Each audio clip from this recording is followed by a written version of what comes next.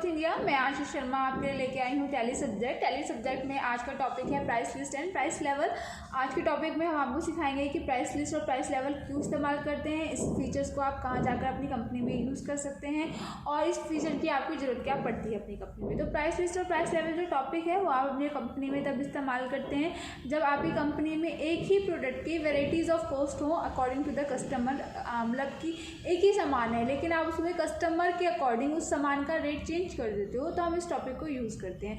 जैसे कि for example मैं कोई सामान मैन्युफैक्चर कर रही हूँ और वो सामान को अगर मुझे होलसेलर को सेल करना हो तो ऑब्वियस सी बात है मुझे होलसेलर को सेल करते वक्त जो सामान का जो प्राइस है उसको थोड़ा सस्ता रखना पड़ेगा। लेकिन वही सामान अगर मैं किसी रिटेलर को बेचती हूँ तो वहाँ मुझको होलसेलर के अकॉर्डिंग उस रिटेलर को वो सामान थोड़ा सा कॉस्टली बेचना पड़ेगा।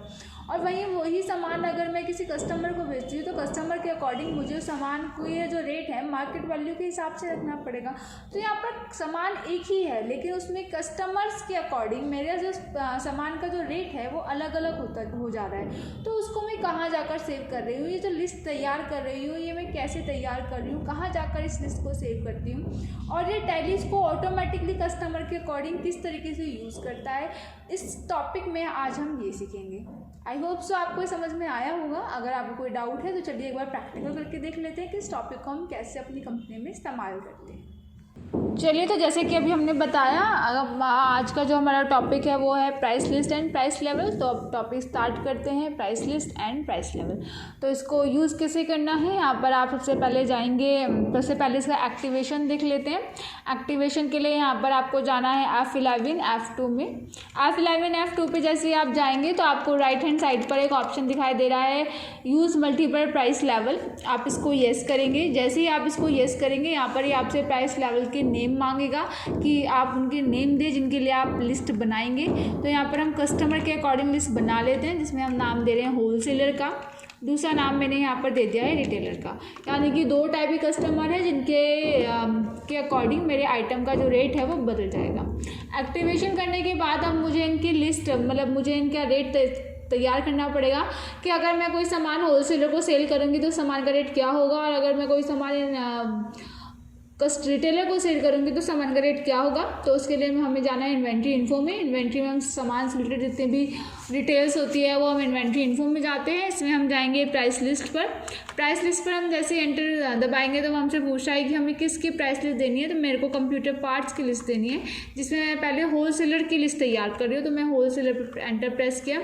ये मुझसे पूछा है कौन सी तारीख में मैं ये लिस्ट तैयार कर रही हूँ। तो फॉर एग्जाम्पल मैं यहाँ पर 1 मई की ये लिस्ट तैयार कर रही हूँ। फिर यहाँ पर मेरे पास कंप्यूटर पार्ट्स के अंदर जितने भी आइटम तैयार थे उन आइटम्स की लिस्ट यहाँ पर मेरे पास बनकर आ गई है। अब मुझे यहाँ पर इनको सिलेक्ट करना है और इनका रेट तय करना है। तो जैसे कि CPU मैंने यहाँ पर सिलेक्ट किया है, तो CPU में मेरे से क्वांटिटी पूछ रहा है कि कितनी क्वांटिटी तक का कितना रेट होगा। तो जैसे कि मैं कह रही हूँ 4 क्वांटिटी तक का रेट मेरा होगा 2000 ले लेते हैं फॉर एग्जांपल। तो 4 क्वांटिटी अगर मैं किसी को सेल कर रही हूँ तो मैं उसको 2000 रुपये में अपना CPU बेचूंगी और उसको कोई भी डिस्काउंट में यहाँ पर नहीं दे रही हूँ। 4 से कोई 8 क्वांटिटी, अगर 4 या 8 के बीच में कोई मेरे से सामान परचेज कर रहा है तो आइटम का रेट 2000 ही होगा, लेकिन यहाँ पर मैं उसको 2% का डिस्काउंट दे दूँगी। और 8 से ज़्यादा कोई CPU अगर मुझसे परचेज़ कर रहा है वन टाइम पे तो 2000 का रेट रखकर हम उसको 5% का डिस्काउंट देंगे। तो ये मैंने होलसेलर के नाम पर लिस्ट तैयार कर लिया। ऐसे ही हम यहाँ पर कीबोर्ड की लिस्ट तैयार कर लेते हैं कि अगर 4 कीबोर्ड कोई हमसे ख़रीदता है तो हम उसको 350 की सेल करेंगे और कोई डिस्काउंट नहीं देंगे। 4 से 8 के बीच में अगर कोई हमसे परचेज़ करता है तो सेम 350 एंड 2% डिस्काउंट, और 8 से ज़्यादा कोई परचेज़ करता है तो 350 एंड हम उसको यहाँ पर 5% का डिस्काउंट देंगे। तो इस तरीके से हमने यहाँ पर लिस्ट तैयार कर ली। अब हम सेम लिस्ट तैयार करेंगे रिटेलर के नाम पर। तो कंप्यूटर पार्ट्स रिटेलर 1 मई 2020 CPU की लिस्ट तैयार कर लेते हैं। 4 CPU हमसे कोई ख़रीद रहा है तो हमारा रेट जो है यहाँ पर आइटम का ये हम उसको ऐसा करते हैं 4000 की सेल करते हैं, लेकिन कोई भी डिस्काउंट हम उसको यहाँ पर नहीं दे रहे हैं। 4 से 8 के बीच में अगर हमसे कोई सामान परचेज़ कर रहा है तो सेम 4000 ही रेट रहेगा, लेकिन हम यहाँ उसका 5% का डिस्काउंट दे देंगे। और 8 से ज़्यादा अगर हमसे कोई ख़रीदता है तो रेट वही रहेगा 4000, लेकिन जो डिस्काउंट है वो 7.5% हो जाएगा। सेम ऐसे ही हम यहाँ पर कीबोर्ड की लिस्ट तैयार कर लेते हैं कि कोई अगर कीबोर्ड हमसे 4 क्वांटिटी परचेज़ कर रहा है तो हम उसको 500 रुपये का एक कीबोर्ड देंगे। डिस्काउंट कुछ नहीं मिलेगा। 4 से ज़्यादा कोई हमसे 4 या 8 के बीच में अगर कोई परचेस करता है तो 500 रुपये का होगा कीबोर्ड और उसको 5% डिस्काउंट मिलेगा। 8 से ज़्यादा अगर कोई कीबोर्ड ख़रीदता है तो 500 रुपये का होगा कीबोर्ड, लेकिन हम उसको 7.5% का डिस्काउंट हम यहाँ पर दे देंगे। तो ऐसे ही हमने यहाँ पर ये लिस्ट तैयार कर ली है। अब हम इसको अब हम देख लेते हैं कि इस लिस्ट का इफेक्ट हमें एंट्रीज़ में कैसे मिलेगा, किस तरीके से ये लिस्ट हमें हेल्प करेगा सेल के वक्त। तो अकाउंटिंग वाउचर में गए, हम सेल्स की एंट्री पे चले जाते हैं। हम रेफरेंस नंबर कस्टमर ले लेते हैं। यहाँ पर हम एक कस्टमर तैयार कर लेते हैं। सुरेश मेरा एक कस्टमर है यहाँ पर, जो कि स्टेटस अभी आपसे पूछ रहा है कि होलसेलर है रिटेलर है, तो यहाँ पर जो आप इसको सिलेक्ट करेंगे उसके अकॉर्डिंग आपके आइटम का यहाँ पर रेट आ जाएगा। तो हम सुरेश को होलसेलर मान लेते हैं कि सुरेश जो है वो होलसेलर है। तो ये बेसिक डिटेल्स हैं जो आपको यहाँ पर भरनी पड़ेंगी।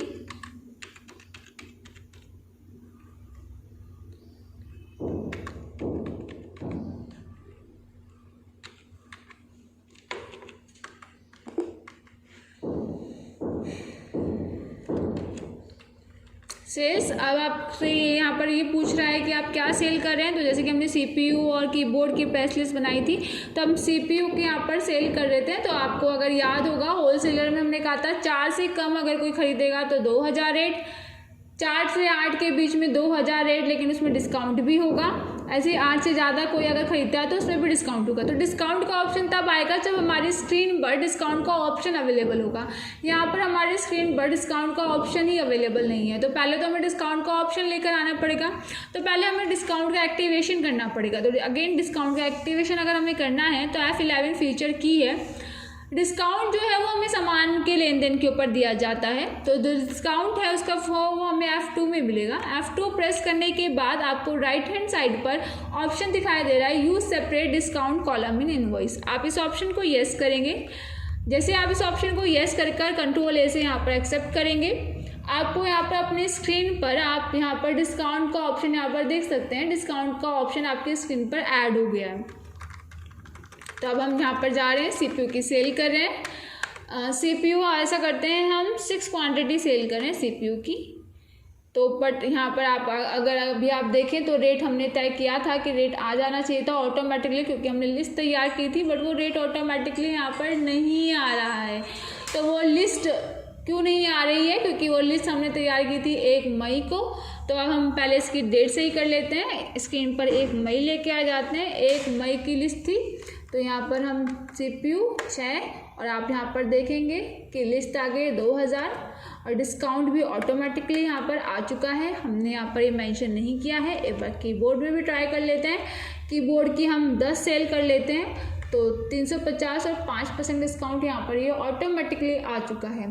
तो इस तरीके से आपको ये प्राइस लिस्ट जो है ये ऐसे ऑटोमेटिकली सामान का रेट डिसाइड करने में कस्टमर के अकॉर्डिंग और डिस्काउंट देने में हेल्प करता है। इसके ऊपर CGST SGST डिडक्ट कर लेते हैं हम।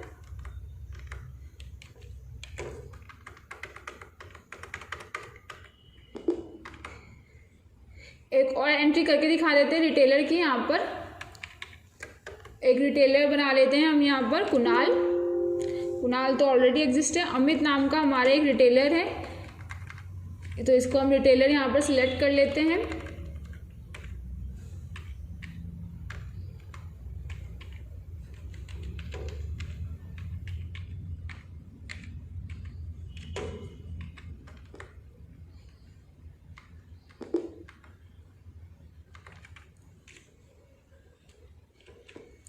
अब सेम CPU सेल कर देते हैं हम।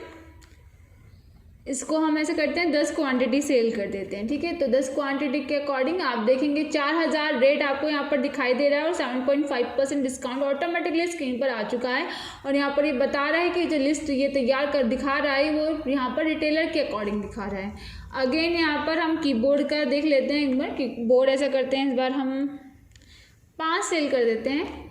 तो 5 के अकॉर्डिंग ये 500 और 5% डिस्काउंट ये ऑटोमेटिकली ले चुका है। और अगेन इस पर हम CGST SGST डिडक्ट कर देते हैं। तो ये था हमारा टॉपिक। आई होप सो आपको ये टॉपिक समझ में आया होगा। मैं एक बार आपको फिर छोटा सा रिवीजन करवा देती हूँ इस टॉपिक में क्या होता है। प्राइस लिस्ट और प्राइस लेवल जो टॉपिक है, इसके अंदर हम क्या करते हैं, अपने सेम प्रोडक्ट के लिए एक प्रोडक्ट की अगर कस्टमर के अकॉर्डिंग अलग अलग रेट हमने रखे हैं तो उस अलग अलग रेट को रिकॉर्ड करने में हमें ये हेल्प करता है। जैसे कि अभी हमने देखा कि CPU हमारे पास एक ही CPU है, लेकिन अगर हम वो CPU होलसेलर को बेच रहे थे तो हमने उस CPU की कीमत 2000 रुपये रखी थी और डिस्काउंट भी कुछ और रखा था।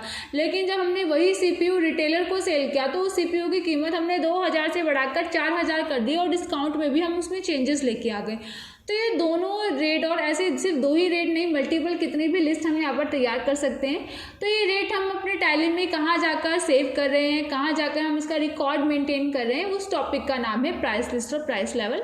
ये टॉपिक आपको फिर एंट्रीज में अपने आप मदद कर देता है कि आप कस्टमर को जब भी आप लेजर बनाएं तो लेजर बनाते वक्त आप डिफाइन कर दें कि वो कस्टमर क्या है, रिटेलर, होलसेलर या किस तरीके की सेल आपकी हो रही है। उसके अकॉर्डिंग ये ऑटोमेटिकली आपको प्राइस लिस्ट उसके अकॉर्डिंग आइटम के रेट, आइटम के अकॉर्डिंग, क्वांटिटी के अकॉर्डिंग रेट और डिस्काउंट ऑटोमेटिकली आपको लेके आ जाएगा स्क्रीन पर। आई होप सो ये आपको टॉपिक समझ में आया होगा। समझ में आया होगा तो प्लीज़ लाइक और शेयर ज़रूर कीजिएगा। अगर आप नए हैं तो चैनल को सब्सक्राइब भी कर दीजिएगा ताकि आपको वीडियोज़ की नोटिफिकेशंस मिलते रहें। Thank you so much.